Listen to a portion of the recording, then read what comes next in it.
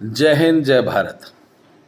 आम आदमी पार्टी के नेताओं के घिनौने रूप धीरे धीरे एक एक करके देश की जनता के सामने बड़े स्पष्ट होते चले जा रहे हैं। देशवासियों, आपको ज्ञात होगा कि ये जो कांग्रेस और आम आदमी पार्टी, इन दोनों का चरित्र एक ही है। मैं पूर्व में भी कह चुका हूं कि भारत विरोधी जो विदेशी ताकतें हैं, उनके एजेंट के रूप में पहले कांग्रेस काम कर रही थी, और जब कांग्रेस पूरे भ्रष्टाचार में फंस चुकी थी तो उन तथाकथित विदेशी ताकतों ने भारत में एक नए नक्सली नेता को प्रवेश करवाया। वो थे अरविंद केजरीवाल। साथियों, यह वीडियो देश के आंतरिक मामलों का बड़ा गंभीर वीडियो है। वीडियो सुनने के बाद अगर आप भी सहमत हो तो मेरे इस YouTube चैनल को सब्सक्राइब कीजिएगा। इस वीडियो को फॉरवर्ड करके राष्ट्र हित में, देश हित में, धर्म हित में, भारत के हित में इस वीडियो को अपने साथियों तक जरूर पहुंचाइएगा। जब बी टीम के रूप में कांग्रेस के काले कारनामे इस देश के सामने आ चुके थे, जिस दिन कांग्रेस को मालूम था कि हमारी सरकार जाने वाली है, तो मनमोहन सिंह ने जाते जाते 123 संपत्तियां वक्फ बोर्ड को दान कर दी। आखिर कांग्रेस को ऐसा क्या वक्फ बोर्ड से लगा हुआ था? आज भी भारत के अंदर सर्वाधिक संपत्ति रेलवे के पास है, आर्मी के पास है और तीसरी वक्फ बोर्ड के पास है। इस देश का 80% बहुसंख्यक, उनकी किसी संस्था के पास इतनी जमीन नहीं है। तथाकथित 20% उन लोगों के पास वक्फ बोर्ड के नाम पर देश की सर्वाधिक संपत्तियां किन की दया से हैं, यह आपको समझना पड़ेगा। कांग्रेस जवाहरलाल नेहरू के जमाने से तुष्टीकरण की राजनीति और इस देश के अंदर जिहाद पैदा करने वाले जिहादियों के समर्थक रही है, और राहुल गांधी स्वीकार कर चुके हैं कि हम मुसलमानों के राजनीतिक दल हैं। यह बात इस देश के तथाकथित स्वार्थी कांग्रेस के नेताओं, जो कांग्रेस के नाम पर अपनी राजनीतिक रसूख बनाना चाहते हैं, उन लोगों ने सनातनी होने के बाद, हिंदू होने के बाद भी अपने देश को, अपने धर्म को कलंकित करने का सहयोग कांग्रेस को केवल इसलिए किया कि उन्हें अपना रसूख बनाना था। मध्य प्रदेश की राजधानी भोपाल में एक कांग्रेस का प्रवक्ता ब्राह्मणों को गाली देता है, और कमलनाथ का खास पिट्टू है वो, और कमलनाथ कार्रवाई नहीं करते हैं। अर्थात कांग्रेस इस देश धर्म का अपमान करवाने से बिल्कुल पीछे नहीं हटती। कांग्रेस की बी टीम के रूप में जैसे जैसे आम आदमी पार्टी आ रही थी, उस आम आदमी पार्टी ने भी दिल्ली में पाकिस्तान बनाने का प्रयास किया। जिहादियों को और रोहिंग्या मुसलमानों को जिस प्रकार से वहां स्थापित करने का प्रयास किया गया, वहां के मुस्लिम विधायक द्वारा खुलेआम कहा गया, हम तो इनको पैसा भी बांटेंगे, हम इनको जगह भी देंगे। महोदय, इन दिनों में वक्फ बोर्ड की एक संपत्ति मस्जिद में दुकानें बनाने अरविंद केजरीवाल जैसा बेशरम नेता भारत के इतिहास में आज तक एक नहीं आया होगा, एक सिंगल नहीं आया होगा। हर बयान जो खुद देता है, दूसरी बार जब मीडिया पूछती है तो बोलता है मैंने कब बोला। इतना बड़ा दोगला नेता, जिसको चुल्लू भर पानी में डूब मरना चाहिए, वो दूसरों को शर्म हया की बात करता है। अरुण जेटली जी ने इसको माफ करने से मना कर दिया था। मानहानि का प्रकरण था।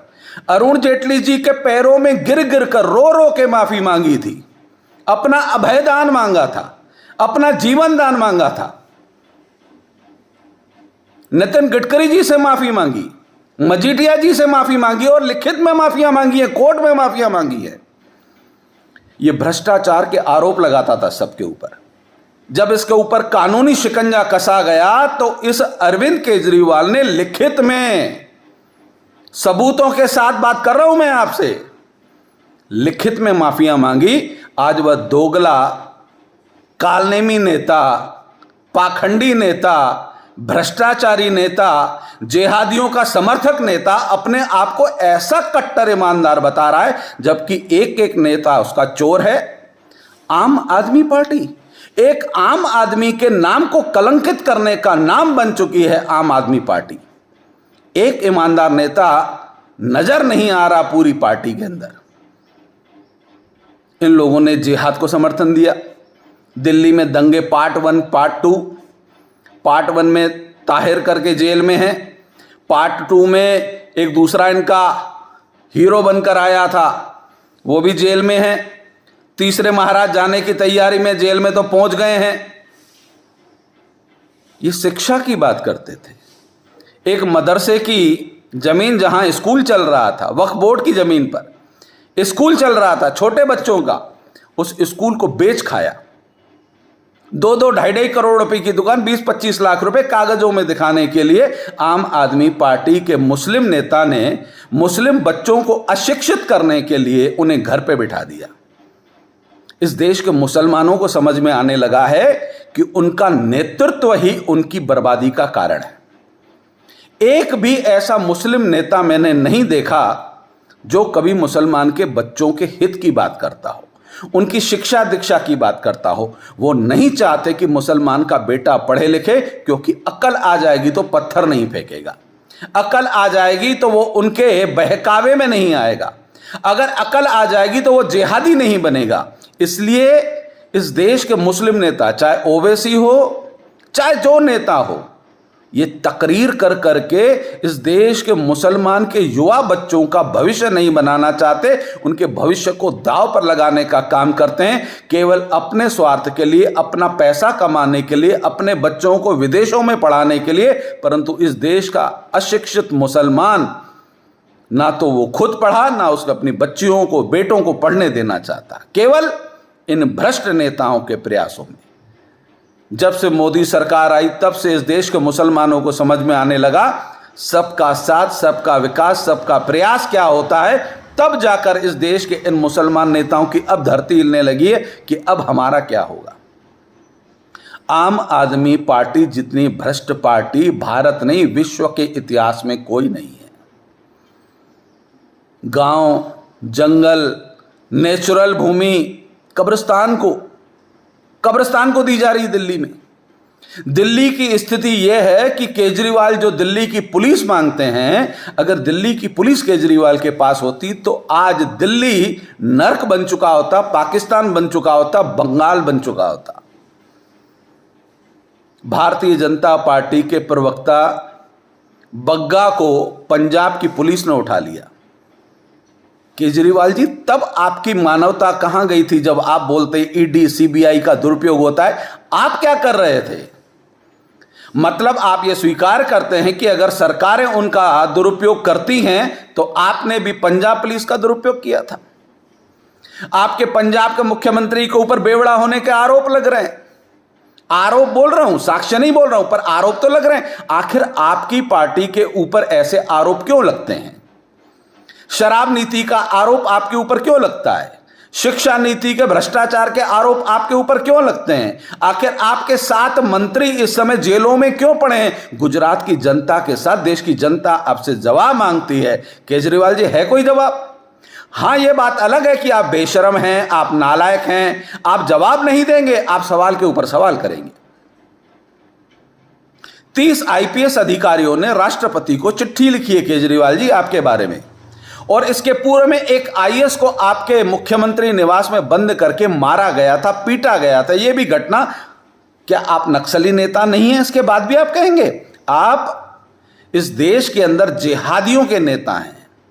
आप इस देश के अंदर अलगाववाद पैदा करना चाहते हैं। आप आईएएसओ को मार चुके हैं और आप आईपीएसओ के साथ बहस कर रहे थे गुजरात में। क्या दिखाना चाहते थे? आपको सिक्योरिटी नहीं चाहिए, आपको चाहिए सब। आपको बंगला नहीं चाहिए। 30 करोड़ रुपए आके बंगले पर, इंटीरियर पे खर्चा किया आपने। अपनी औलाद की झूठी कसम खाने वाले केजरीवाल जी, आपको शर्म कब आएगी? आप दूसरों के शर्म की बात करने लगे हैं। केजरीवाल जी, मुझे एक घटना याद आती है कि एक बंदा आपको फूलों की माला गले में डालने के लिए गाड़ी पर चढ़ गया था और उसने आपके ऊपर पुष्प बरसा दिए थे। याद है ना वो पुष्प आपको? क्या आप चाहते थे कि गुजरात में भी ऐसी ही आपके साथ कोई घटना हो और फिर आप मोदी जी पर, अमित शाह जी पर आरोप लगाएं कि गुजरात के लोग घबरा गए? मियां केजरीवाल जी, आपसे कोई नहीं घबराता। ये गुजरात की जनता है, इनको भ्रष्टाचार का पैसा निकलवाना आता है। ये आपके चम्मच जो वहां पैसे लुटाने के लिए गुजरात जा रहे हैं, भ्रष्टाचार का पूरा पैसा निकाल निकाल के गुजरात की जनता उसका उपयोग कर लेगी। आप चिंता मत कीजिएगा। गुजरात की जनता अपने बेटों का, देश के प्रधानमंत्री का, इस देश के गृह मंत्री का अपमान बर्दाश्त नहीं करेगी। यह याद रखना। आपको लगता है कि आप जैसे तथाकथित तुच्छ टटपुंजे नेता से वो लोग इतने प्रभावित हो जाएंगे कि अपने बेटे नरेंद्र मोदी और अमित शाह का अपमान बर्दाश्त करेंगे? मियां, दौड़ाएंगे आपको बुरे तरीके से। गुजरात का चुनाव आम आदमी पार्टी के सफाए का चुनाव सिद्ध होगा, यह प्रमाणित होता चला जा रहा है। भीड़ की बात इकट्ठी हो रही है, आम आदमी की सभाओं में बड़ी भीड़ जा रही है।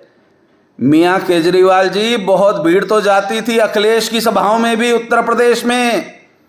बाबा जी का ठुल्लू मिला था, बाबा जी का ठुल्लू। गुजरात की जनता आपको उल्लू बनाएगी और ठुल्लू हाथ में पकड़ाएगी। देशवासियों, यह वीडियो केवल मैं इसलिए बना रहा हूं कि देश में जागृति आनी चाहिए। भ्रष्ट राजनीतिक दलों का, जिनका भारत के हित में कोई योगदान नहीं है, ऐसे राजनीतिक दलों का और उनके नेताओं का सफाया करना भी आप हमारा कर्तव्य है। हम अपने कर्तव्यों का पालन करें। जो देश में मानवता की सरकार स्थापित करने का योगदान देते हो, जिनकी आंखों में शर्म हो, जिनकी कथनी और करनी एक हो। केजरीवाल टाइप कुछ कहें, बाद में मुकर जाएं और दूसरों पर झूठे आरोप लगाकर लिखित में माफिया मांगने वाले अरुण जेटली जी के चरणों में तो गिर गिर पड़े थे, रो रहे थे, बिलख रहे थे, साहब माफ कर दो, साहब माफ कर दो। केजरीवाल जी भूल गए क्या? मैं साक्षी हूं उस घटना का। इसलिए देशवासियों, इन घिनौने नक्सली, भारत विरोधी, भ्रष्टाचारी और जिहादियों के समर्थकों की जड़ें खोखली करके खत्म करने का कर्तव्य पथ पर आपको चलना है, मुझे चलना है, हम सबको मिलकर चलना है। और यह वीडियो राष्ट्र हित में, देश हित में, मानव हित में, भारत हित में आपको कम से कम 10 लोगों को फॉरवर्ड करना है, ताकि यह जागृति का मिशन जारी रहे। राष्ट्रवाद की, भारत की बात जन जन तक पहुंचने में आपका एक प्रयास हो। आपको कोई नहीं कहता आप लठ उठाइए, तलवार उठाइए, रोड पर जाइए, पत्थर उठाइए, बिल्कुल नहीं। परंतु राष्ट्र हित में अगर आपको मेरी आवाज अपनी आवाज लगती है तो इस वीडियो को फॉरवर्ड कीजिएगा, जन जन तक पहुंचाइएगा, चैनल को सब्सक्राइब कीजिए, ताकि भविष्य में आने वाले राष्ट्र हित के यह वीडियो संदेश आप तक पहुंचते रहें। जय हिंद, जय भारत।